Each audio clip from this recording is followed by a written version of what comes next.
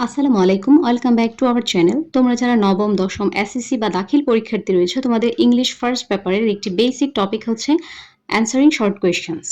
তো এবার অর্থাৎ ২০২৬ সালে দেখা যাচ্ছে অ্যানসারিং শর্ট কোয়েশ্চেন থেকে টোটাল ৩০ নম্বর আসবে। তাহলে বুঝতেই পারছো এই টপিকটা কতটা গুরুত্বপূর্ণ। তো প্রথমেই বলে নিই তোমরা কোন, কোন জায়গা থেকে এই টপিকের উপর ৩০ নাম্বার পাচ্ছ, অর্থাৎ তোমাদের কোন টপিক কোন অংশ থেকে এই ৩০ নম্বর করা হবে। তো প্রথমেই তোমাদের সিন প্যাসেজ থেকে আসবে ১০ নম্বর। সিন প্যাসেজ থেকে আসবে ১০ নম্বর। তারপর তোমাদের পোয়েম থেকে আসবে ১০ নম্বর এবং স্টোরি থেকে আসবে ১০ নম্বর। তো আমরা কি জানি? আমাদের বইয়ে কিন্তু টোটাল ইউনিট রয়েছে ১৬ টা। সেই ১৬ টা ইউনিটের মধ্যে অসংখ্য সিন প্যাসেজ রয়েছে, অর্থাৎ অনেক সিন প্যাসেজ রয়েছে। পোয়েম রয়েছে টোটাল আম ৭ টির মতো এবং তো এই যে এতগুলো অধ্যায় এবং এতগুলো টপিকের উপর যদি আমরা শর্ট কোয়েশ্চেন মুখস্থ করি তাহলে সেটা কিন্তু আমাদের জন্য আসলেই অনেক কঠিন হয়ে যাবে। যদিও আমরা ২ বছর এটা নিয়ে অনেক পড়াশোনা করেছি, তারপরেও কিন্তু একদম ওয়ার্ড বাই ওয়ার্ড বই থেকে হুবহু মুখস্থ করে কোয়েশ্চেনের অ্যান্সার করা সেটা খুবই জটিল। তো এরকম যদি হয়ও যে আমরা অনেকগুলো ইউনিট থেকে আমরা কোয়েশ্চেনের অ্যান্সার মুখস্থ করেছি, তারপরেও এমনও হতে পারে তোমার পরীক্ষার হলে হঠাৎ ভুলে গিয়েছো কিভাবে তুমি অ্যান্সার করবে। তো সেই পরিস্থিতিতে এবং কিভাবে তুমি মুখস্থ না করে কিভাবে মুখস্থ ছাড়াই সিন প্যাসেজ থেকে অথবা পোয়েম থেকে অথবা স্টোরি থেকে তোমার অ্যান্সারিং শর্ট কোয়েশ্চেন গুলো সঠিকভাবে পরীক্ষার খাতায় লিখে দিয়ে আসতে পারো, সেজন্যই আজকের আমার এই ভিডিওটা। তো আমরা কি জানি আমাদের পরীক্ষায় আমাদের প্রশ্নগুলো কিভাবে হয়ে থাকে, আমাদের পরীক্ষায় প্রশ্ন কিভাবে আসে থাকে। আমাদের অ্যান্সারিং শর্ট কোয়েশ্চেন গুলো টোটাল ২ টা সিস্টেমে আসে। আমি আবারও বলছি, আমাদের এই যে অ্যানসারিং শর্ট কোয়েশ্চেনস এটা কিন্তু পরীক্ষায় ২ সিস্টেমে এসে থাকে। তো প্রশ্নগুলো কিরকম হয়? প্রথমটা হচ্ছে আমাদের WH ওয়ার্ড রিলেটেড কিছু কোয়েশ্চেন থাকে। WH word related. অর্থাৎ আমাদের প্রশ্নটা যখন করা হয় তখন দেখা যায় প্রশ্নের শুরুতেই হু অথবা থাকে হোয়ার অথবা থাকে হুইচ অথবা থাকে হোয়াট অথবা থাকে হাউ। আমরা কি জানি ২ সিস্টেমে প্রশ্ন হয়ে থাকে। হু, হোয়ার, হুইচ, হোয়াট, হাউ এগুলা শুরুতেই বাক্যের শুরুতেই বসে প্রশ্ন হয়ে থাকে, অথবা এরকম হয় যে শুধুমাত্র অক্সি অক্সিলারি ভার্ব থেকে, অর্থাৎ অক্সিলারি ভার্ব দিয়ে আমাদের প্রশ্নটা শুরু হয়।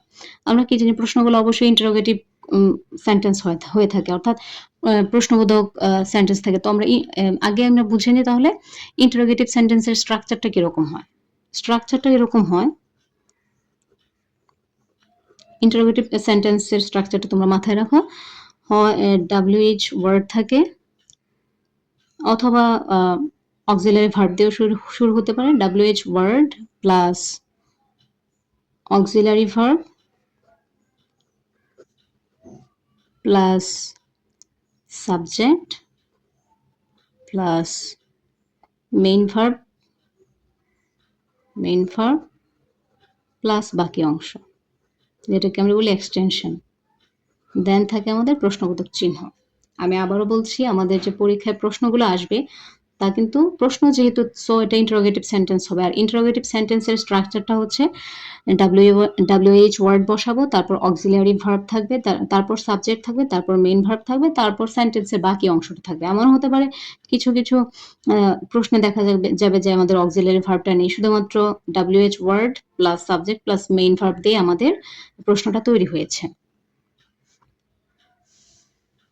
আবার যদি এই অক্সিলারি ভার্বটা না থাকে তাহলে আমাদের স্ট্রাকচারটা কিরকম হবে, প্রশ্নের প্যাটার্নটা কিরকম হবে?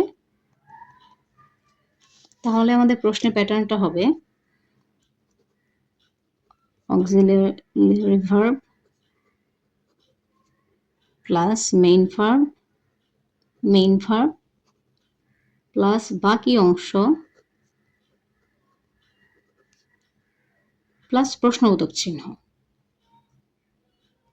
তো আমি আবারও বলছি, তোমরা একটু খেয়াল করো, আমাদের পরীক্ষায় যদি প্রশ্ন আসে, অ্যান্সারিং শর্ট কোয়েশ্চেনে যে প্রশ্নগুলো আসে তা কিন্তু এই ২টা রুল ফলো করে আমাদের প্রশ্নগুলো তৈরি করা হয়, এবং এই প্রশ্নগুলো থেকে যদি আমরা অ্যান্সার করতে চাই, এগুলো কিন্তু ইন্টারোগেটিভ সেন্টেন্সে প্রশ্নগুলো থাকে পরীক্ষায়, প্রত্যেকটা শেষেই কিন্তু প্রশ্নবোধক চিহ্ন থাকে। সো আমাদেরকে অ্যান্সার করতে হলে সেটা কিভাবে করতে হবে? অবশ্যই অ্যাসার্টিভ সেন্টেন্স অ্যান্সার করতে হবে। অ্যান্সারটা কিভাবে করব? অ্যান্সার করব কি বর্ণনামূলক বা বিবৃতিমূলক হবে সেটা। অর্থাৎ আমাদের অ্যান্সারের যেই সেন্টেন্স প্যাটার্নটা হবে সেটা হবে অ্যাসার্টিভ সেন্টেন্স। আশা করি তুমি বিষয়টা বুঝতে পেরেছো। তো আমি কি বললাম, আমাদের প্রত্যেকবার কিন্তু প্রশ্নটা করা হয়ে থাকে ইন্টারোগেটিভ সেন্টেন্স এবং অ্যান্সার করতে হবে অ্যাসার্টিভ সেন্টেন্স। তো অ্যাসার্টিভ সেন্টেন্সের স্ট্রাকচারটা কি সেটাও তো আমাদেরকে জানতে হবে না? আমি আশা করি তোমাদের প্রত্যেকেরই সেন্টেন্স সম্পর্কে একটা স্বচ্ছ ধারণা রয়েছে। তবু আমি কি রিভিশন হিসেবে আমি অ্যাসার্টিভ সেন্টেন্সের স্ট্রাকচারটা দিচ্ছি। অ্যাসার্টিভ সেন্টেন্সের স্ট্রাকচারটা হবে সাবজেক্ট প্লাস, যদি অক্সিলারি ভার্ব থাকে তাহলে অক্সিলারি ভার্ব দেব, তারপর থাকবে মেইন ভার্ব, তারপর থাকবে বাকি অংশ বা এক্সটেনশন, এবং দেন আমাদের এটা কি হবে? Full stop. যেহেতু এটা বিবৃতিমূলক বাক্য, এখানে কিন্তু কোনো কোয়েশ্চেন মার্ক বা এক্সক্লেমেশন এই চিহ্নগুলো দেওয়া যাবে না, কারণ এটা কিন্তু আমাদের অ্যাসার্টিভ সেন্টেন্সের গঠন প্রণালী। আমরা এই স্ট্রাকচারটা ফলো করেই কিন্তু সকল প্রকার বিবৃতিমূলক বাক্য বা অ্যাসার্টিভ সেন্টেন্সগুলো অ্যান্সার করে থাকি। তাই উত্তর করার সময় আমাদেরকে অবশ্যই এইটা মাথায় রেখে আমাদেরকে কোয়েশ্চেনের অ্যান্সারগুলো করতে হবে, এবং আমাদেরকে মাথায় রাখতে হবে যদি কোনো কোয়েশ্চেনে, আমরা যেহেতু বলেছি দুই সিস্টেমে আমাদের প্রশ্নগুলো পরীক্ষায় আসে, WH ওয়ার্ড যেগুলোতে WH ওয়ার্ড গুলো থাকে যে প্রশ্নে, শুরুতে আমাদেরকে কি করতে হবে? এই WH ওয়ার্ডগুলো বাদ দিয়ে দিতে হবে। ওয়ার্ডগুলো বাদ দিয়ে দেব, কারণ এই ওয়ার্ডগুলো দিয়ে তো আর আমি আমার অ্যান্সার দিব না। WH ওয়ার্ডগুলো বাদ দেব। দেন আমি কিভাবে আমার প্রশ্নটা স্টার্ট করব? সাবজেক্ট দেব, যেহেতু WH ওয়ার্ডগুলো বাদ দেব, সাবজেক্ট দেব, তারপর অক্সিলারি ভার্ব দেব, অক্সিলারি ভার্ব দিয়ে যেটা আমি পূর্বেও লিখেছি মেইন ভার্ব দেব, দেন সেন্টেন্সের এক্সটেনশন দেব, তারপরে ফুল স্টপ দিয়ে আমি আমার বাক্যটা শেষ করে ফেলবো। ঠিক আছে? আর যেহেতু আমি বলেছি আমাদের পরীক্ষায় প্রশ্নগুলো দুই সিস্টেমে হয়ে থাকে, WH ওয়ার্ড দিয়ে কোয়েশ্চেন করা হয়, আবার কিন্তু অক্সিলারি ভার্ব দিয়েও কোয়েশ্চেন করা হয়। কখনো অক্সিলারি ভার্ব হিসেবে কখনো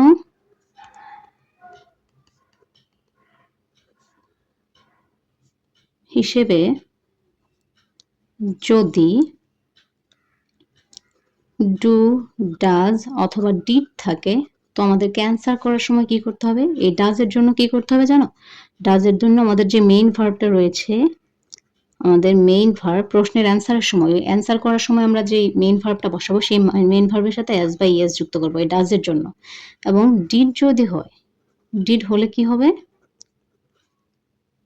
মেইন ভার্বের V2 ফর্মটা লিখবো। মেইন ভার্বের V2 ফর্ম, যেটাকে আমরা কি বলি? V2 ফর্ম কোনটাকে বলি আমরা? ভার্বের পাস্ট ফর্মটা লিখব। এই জিনিসগুলো মেনটেন করে কিন্তু আমরা পরীক্ষায় অ্যান্সারিং শর্ট কোয়েশ্চেনগুলো, অর্থাৎ যে কোনো কোয়েশ্চেনের অ্যান্সার করব। তো আমার সর্বোপরি কথা কি হচ্ছে, যদি আমি ইংলিশ ফার্স্ট পেপারে প্যাসেজ থেকে প্রশ্নের অ্যান্সার করতে চাই, হুবহু কিন্তু আমরা প্যাসেজ দেখে প্যাসেজ থেকে তুলে দেওয়া যাবে না। হঠাৎ এমন হবে যে তুমি প্যাসেজ থেকে একটা বা দুইটা প্রশ্নের অ্যান্সার করতেই পারবে, যদি তোমার ওই প্রশ্ন যখন করবে সেই প্রশ্নের প্যাটার্নটা যদি তোমার প্যাসেজের প্যাটার্নের সাথে মিলে যায়, তাহলে তুমি সেই স্ট্রাকচার অনুসারে একটা বা দুইটার অ্যান্সার করতেই পারো, কিন্তু সবগুলো কিন্তু অ্যান্সার করা যাবে না। সো তোমাকে হুবহু প্যাসেজ থেকে অ্যান্সার তুলে দেওয়া যাবে না। ডাজ থাকলে ভার্বের সাথে এস বা এস যুক্ত হবে, ডি থাকলে ভার্বের V2 ফর্ম হবে, এবং হেল্পিং ভার্বগুলো সবসময় আমরা কি করব? সাবজেক্টের পরে বসাবো। সো আমাদের অ্যাসার্টিভ সেন্টেন্সের স্ট্রাকচারটা এক্ষেত্রে খুব ভালোভাবে ফলো করতে হবে। এজন্য বেশি আমাদেরকে ওয়ার্ড মিনিং জানতে হবে, এবং কখনো দেখা যাবে আমরা একটা প্রশ্ন পড়ে বুঝতে যদি না পারি যে এই প্রশ্নটা আসলে কি বুঝিয়েছে, মনে করো আমি একটা ওয়ার্ডের মিনিং জানিই না, তখন আমাকে সেই প্রশ্নের যে মেইন ভার্বটা রয়েছে সেই মেইন ভার্বটাকে ইন্ডিকেট করে, অর্থাৎ চিহ্নিত করে আমাকে প্যাসেজে যেতে হবে। প্যাসেজে দেখতে হবে যে এই ভার্ব রিলেটেড বা এই ভার্বের মতো কোনো ভার্ব রিলেটেড কোনো সেন্টেন্স আমার প্যাসেজে রয়েছে কিনা। যদি দেখি এই আমার প্রশ্নের যে মেইন ভার্বটা বা মেইন টপিকটা যেটা বুঝিয়েছে বা যেটা চেয়েছে সেটা যদি আমি আমার প্যাসেজে কোনো জায়গায় পাই, তাহলে সেই আমার প্রশ্নের যে টেন্স অনুসারে প্রশ্নের যে টেন্সটা থাকবে সেই টেন্স অনুসারে আমি প্যাসেজ থেকে নিয়ে টেন্স যদি চেঞ্জ করতে হয় বা কোনো ওয়ার্ডের স্যানোনিম বা অ্যান্টোনিম বসাতে হয় বা সিনোনিম বসাতে হয় আমরা চেঞ্জ করে কিন্তু আমাদের প্রশ্নের অ্যান্সারটা করতে পারবো। তো এই ক্ষেত্রে অবশ্যই আমাদেরকে একটু কিছু বেসিক কিছু নিয়মকানুন জেনে কিন্তু আমাদের পরীক্ষায় অ্যান্সার করতে হবে। তো যদি আমরা এই নিয়মগুলো ভালোভাবে ফলো করি এবং নিয়মগুলো মেনে আমরা পরীক্ষায় অ্যান্সার করি, অবশ্যই আমরা পরীক্ষায় একটা ভালো ফল অর্জন করতে পারবো। তো আজকের ভিডিওটা এই পর্যন্ত। পরবর্তী ভিডিওতে নতুন কোনো টপিক নিয়ে আবারও উপস্থিত হব। সেই পর্যন্ত সবাই ভালো থেকো, সুস্থ থেকো। That's all for now. আসসালামু আলাইকুম।